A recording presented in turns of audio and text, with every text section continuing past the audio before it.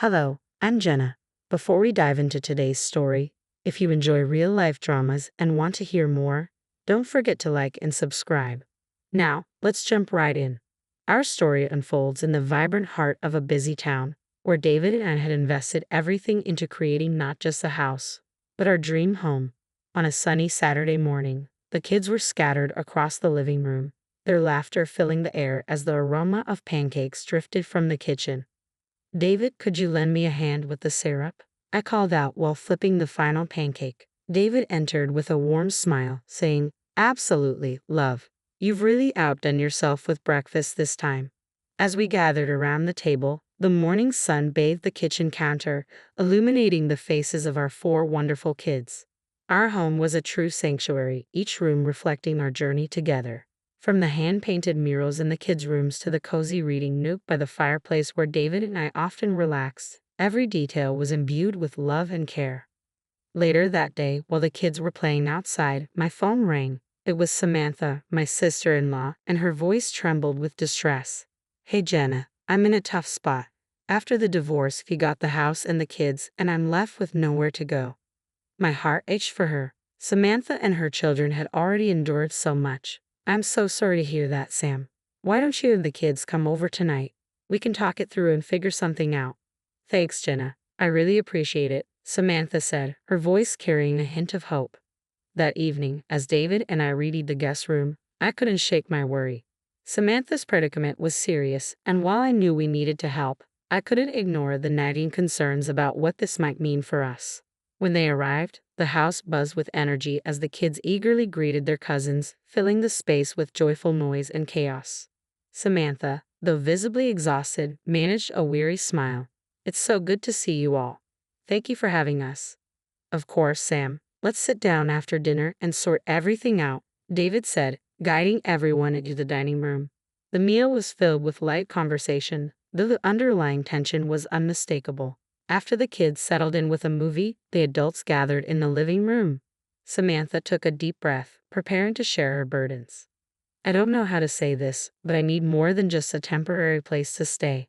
The kids and I need a home, Samantha said, her voice heavy with desperation.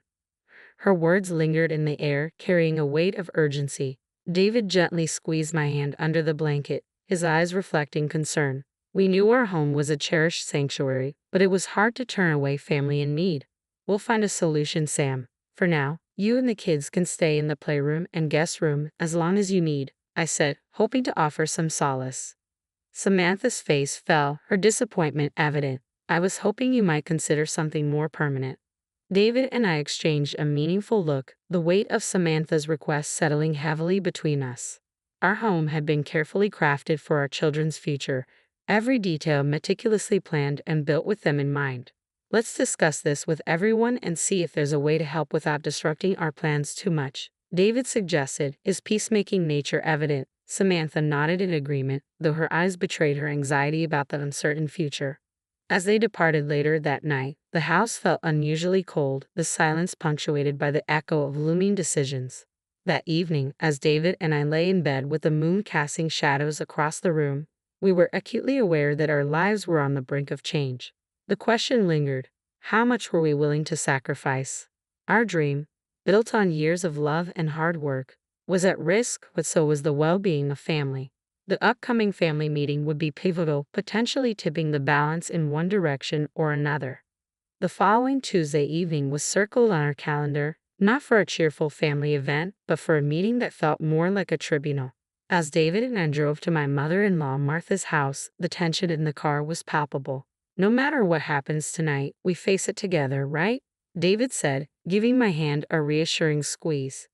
Absolutely, I answered, though I struggled to conceal the tight knot of anxiety in my stomach. When we arrived at Martha's, the usual warmth and cheer were replaced by an uneasy silence. We were led into the living room, where the entire family was already assembled, the atmosphere heavy with anticipation. Martha took center stage, her tone somber and serious. Thank you all for being here. We're gathered because, as a family, it's important that we support each other during times of crisis. Martha paused, her eyes briefly resting on Samantha, who was sitting with a tissue in hand, her eyes red and swollen. Samantha and her children are facing the threat of homelessness, and it's only right that those of us who are able should step up. Martha continued, her gaze fixed firmly on David and me. I felt David's hand tighten around mine beneath the table. Martha, we understand the gravity of the situation and we empathize, David said, his voice calm and measured. We've already extended an offer for Samantha to stay in our playroom and guest room on a temporary basis. Martha's lips pressed into a tight line. That's a good start, but it doesn't fully address the issue. Jenna, David, your home is quite spacious, much more than you actually need. It would make sense for Samantha and her children to move into your place. You could easily find a new location to build another home. I was taken aback by her boldness. Martha, our home isn't merely a structure. It represents the foundation for our children's future. Every part of it holds love and cherished memories. We can't just give it up and start anew, I replied, my voice thick with emotion. But think about the kids, Samantha added, her voice trembling. Where will my children go if not with family? The room erupted into a flurry of opinions, with some relatives nodding in agreement with Samantha while others shifted uncomfortably, avoiding eye contact. David rose to his feet, his commanding presence quieting the room. This isn't just about bricks and mortar, it's about our children's stability. We've invested so much into building our home, not just for ourselves, but as a legacy for our kids. We cannot and will not jeopardize their sense of security. Our offer remains. Samantha can stay with us temporarily, but our home is not up for negotiation. Martha's expression hardened with frustration. David, sometimes sacrifices are necessary for the greater good of the family. Offering temporary refuge is our way of making those sacrifices. I firmly stated, asking us to give up our home isn't a sacrifice, it's an imposition. The room's tension reached a boiling point as Martha leaned forward. You're being selfish. Think about your nieces and nephews. David's resolve remained unshaken. Being a good uncle doesn't mean giving away our children's home. We need to find a better solution. The meeting ended with no resolution, leaving the family divide deeper than before. As David and I walked to our car, the weight of the evening's accusations was heavy between us. Yet amidst the tension, we felt a strong sense of pride in our unity and determination. We had stood our ground, not just for the physical structure of our home, but for the sanctuary it represented for our family. As we drove back home, the lights of our house greeted us warmly in the darkness. It was more than just a building. It was a testament to our love and commitment, a home we were determined to protect, no matter the pressure from those who were meant to support us the most. The days after the family meeting were among the toughest we'd ever face. The phone rang incessantly, each call bringing another family member's blame or plea for us to reconsider. Our decision had triggered a wave of tension that spread through the family like wildfire. Text messages accumulated, each one more pleading or accusatory than the last. You're turning your back on family in their time of need, one message read. Another was more direct. How can you be so cold? The barrage was unrelenting, and with every message, the sanctuary that our home had always provided seemed to shrink under the weight of the family's disapproval. The impact of the situation extended beyond David and me. It started to affect our kids as well. One day, our oldest, Ella, came home from school with a puzzled expression. Mom, why did Aunt Carol say we have too many rooms and should share with Cousin Lily? She asked, clearly struggling to make sense of the adult conversations she had overheard. I knelt down and gently took her hands in mine. Sometimes adults think that sharing is the solution to problems, sweetie, but Dad and I believe that it's important for our home to remain stable and safe for you and your siblings, I explained, hoping to shield her from the ongoing family drama. As the days stretched into a week, a call from a friend offered an unexpected ray of hope. Rachel, a fellow PTA member and a real estate agent, had heard about Samantha's predicament through mutual acquaintances.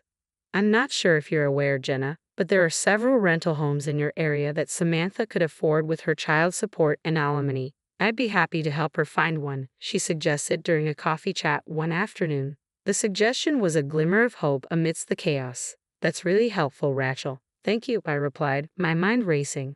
Why hadn't Samantha or Martha considered these alternatives? Were they so focused on our home that they overlooked other viable options? Fueled by this new information, David and I decided to investigate further. A few discreet calls confirmed Rachel's claims. There were indeed suitable rental properties available that would allow Samantha to live independently without displacing anyone. This revelation was a mixed blessing. On one hand, it provided a potential way out of the constant pressure. On the other, it reinforced the suspicion that Martha and Samantha's emotional appeals might have been more about convenience than genuine need. With this knowledge in hand, we prepared for the upcoming family gathering, a birthday party for David's cousin. We anticipated a charged atmosphere but felt reassured knowing we had a solid alternative solution to present. As we arrived at the party, the cold reception was unmistakable. Whispers hushed as we passed by, and some family members visibly turned away. The divide was evident: those who supported our decision to safeguard our home versus those who had been swayed by Martha's portrayal of our supposed selfishness. Amid the forced smiles and awkward silences, David squeezed my hand. "No matter what, we have the truth on our side," he whispered, bolstering my resolve to face the family. We were prepared to share what we had discovered and hopeful to bridge the gaps, not through sacrifice, but by fostering understanding and respecting each family member's autonomy. The pivotal moment arrived unexpectedly, a revelation that shifted the course of our family dilemma. One quiet evening, while sifting through our usual influx of emails, I noticed a new listing in a local community bulletin. It was an advertisement for a reasonably priced 4-bedroom rental house, well within Samantha's budget. This discovery was the breakthrough we needed to counter the claim that there were no other viable options for her.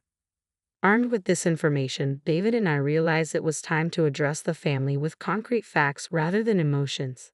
We decided to present our findings at Grander Ralph's upcoming anniversary celebration, where the entire family would be gathered. It would be our opportunity to clarify the situation and, hopefully, repair some of the rifts that had developed. On the day of the anniversary, the family atmosphere was thick with unspoken tensions as everyone arrived. Despite the festive decorations and the celebratory mood, the recent conflicts lingered in the air. After the meal, as the laughter subsided and conversations grew more personal, David and I sensed that it was our chance to address the issue. I stood up and cleared my throat, drawing the room's attention. "I want to thank everyone for coming together today. We need to address an important matter: Samantha's housing situation." The room fell silent, all eyes focusing on us. We all want what's best for Samantha and her kids. Recently, we discovered several affordable housing options that hadn't been considered. David passed around a tablet displaying the rental listings, which circulated through the family. Each member stopped to review the details, which clearly showed that Samantha had viable alternatives to moving into our home. "Why wasn't this mentioned earlier?" Uncle Joe asked, directing his question at Samantha, who looked visibly surprised. I didn't know these options were available," Samantha replied, her voice faltering. David took the floor, his tone both firm and empathetic. "It's evident that there are other solutions we haven't fully explored. We need to investigate these options thoroughly." The challenge to the prevailing narrative was clear as family members absorbed the new information. The earlier accusations against us started to lose their impact. I added, "We've been painted as unsympathetic, but that was never our intention. We offered temporary shelter, and now we're presenting a long-term solution that doesn't disrupt our children's lives." Martha, clearly uncomfortable, finally spoke up. "I suppose we may have jumped to conclusions. It's important that we make decisions based on complete information," I responded, aiming to bridge the gap created by earlier demands. The focus of the conversation shifted from blame to finding solutions. Family members began discussing how they could help Samantha move into one of the listed homes. The tension that had clouded the gathering started to dissolve, replaced by a more cooperative atmosphere. As the party came to a close, a sense of collective relief emerged. Apologies and constructive suggestions flowed, particularly from those who had been most critical. Before leaving, Martha approached us with a softer expression. "I'm sorry for the pressure we put on you. It seems there were better options all along." Driving home, David and I felt a profound sense of relief. Our decision not only safeguarded our home but also helped steer the family towards a more supportive and understanding dynamic. The house, once a battleground, was again a sanctuary. As we tucked our kids into bed that night, the peace we felt was all the sweeter for the trials we had faced. In the weeks following Grandma Ruth's anniversary party, the family dynamic shifted subtly yet significantly. The fallout from the revelation of alternative housing options had cooled the intense demands and sparked a realization among those who had been quickest to judge. Martha, in particular, faced the uncomfortable truth that her actions had been based more on assumptions than on facts. At family gatherings, she often kept to herself or offered conciliatory gestures toward David and me, her discomfort evident. Support came from unexpected places. Aunt Mary and Uncle Joe, who had been quiet throughout the ordeal, reached out to commend David and me for how we managed the situation. "Jenna, you really showed us what it means to stand firm with grace," Aunt Mary said one afternoon. Their newfound support was a welcome relief, soothing some of the wounds left by the conflict. Meanwhile, Samantha found a suitable home from the listings Rachel had provided and moved in with her children soon after. The community rallied around her, helping her settle in and transforming what could have been a lingering issue into a powerful example of communal support and cooperation. At home, the sense of peace was almost tangible. David and I often found ourselves savoring the quiet after the kids were tucked in, enjoying the calm that had replaced the earlier tension. Our house, once the epicenter of family conflict, had reverted to being our beloved sanctuary. Watching our children play in the backyard, their laughter carried on the evening breeze, filled me with a profound sense of pride and relief. We had weathered the storm, safeguarded our home, and emerged stronger. Our home was no longer just a physical space but a symbol of our love, resilience, and the importance of standing up for what's right, even when it means standing against family. Now that our story has come to a close, I'd love to hear from you. Would you have made the same choices if you were in our shoes? Share your thoughts in the comments below, and don't forget to like and subscribe for more content like this.